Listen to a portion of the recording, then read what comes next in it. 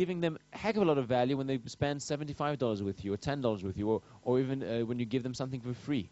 And then they will go, wow, if I get this much value at this price, yeah, I feel comfortable with that person. I feel comfortable that person is someone who delivers value. I'll buy something at $750 or $1,000, $2,000. Focus. Focus on just one thing. Don't get overwhelmed. That's number 8. And don't confuse being busy with being productive and making money. Now, remember I told you I had 1 ebook, then I quickly had 16 ebooks? That was a big mistake. And I'm still paying for that mistake. I should have taken each one and taken the time to really refine it, make sure it's good and all of that. But the information that I had to share, it was in the area of health, right?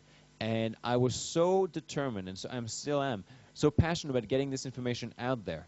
The way I feel about this is that every ebook I sell, maybe this is totally big-headed of me, but it helps me as a belief to drive me forward. I have the belief that every ebook I sell that talks about health saves at least 5 lives. Somebody's going to read it, it's going to change their habits, their dietary habits, their lifestyle habits. Other people are going to see it, their families' lives are going to be changed because maybe they're cooking the meals or what have you. And that's how I like to see it. Every time that somebody buys an ebook from me, I'm saving 5 lives. And what was happening is, I don't know if you know this, but 1 in 3 Americans, I'm going to give you some quick statistics, but 1 in 3 Americans will develop cancer in their lifetime. If you're born today in the US, you've got a 50% chance of developing cancer. Diabetes, a third of the US population has diabetes, but they don't even, but most of them don't even know it yet. They haven't been diagnosed with it. Arthritis, it's just unbelievable. I think something like 23 million Americans. I don't know why, but I've got all these statistics about the US. But it applies to developed Western civilization, Western societies, right? Same thing applies.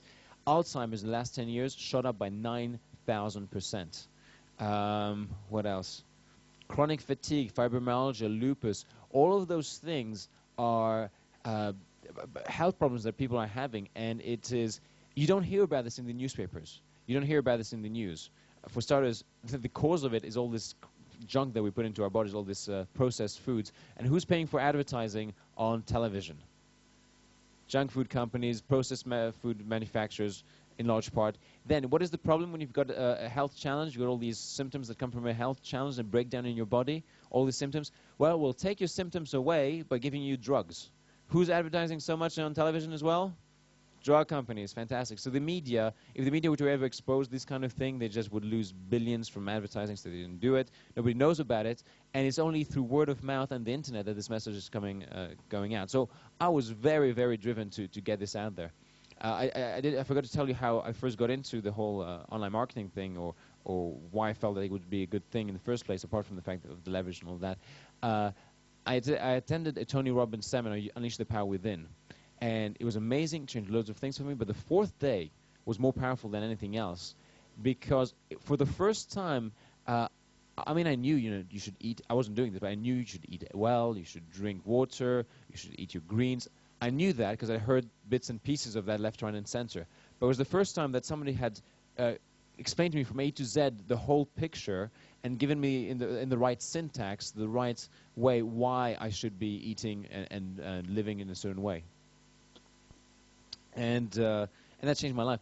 And I wanted to share it with my mother and my family. So what did I do? I went out and researched all this information. I took my notes that I'd written, and I created a little Word document with all this information so I could email it to my mother and my sisters and to my friends. And what I found was that they weren't reading it. They was like, oh, that's nice, Mark. But they were busy. They weren't reading it. And I was like, this is a shame. I've just spent 3 months doing this. I mean, I was working in this at that time. It was before I got fired. The interesting bit was that whilst I was at work, I was also doing this. So I still don't know why they fired me. It's craziness. Maybe I was one of in those. I was maybe one of those. What was it? C and D, B, D, probably D. Anyway, I was L. L for loser, says Eric. I was thinking, I wouldn't have hired you, man. You're the last person on earth.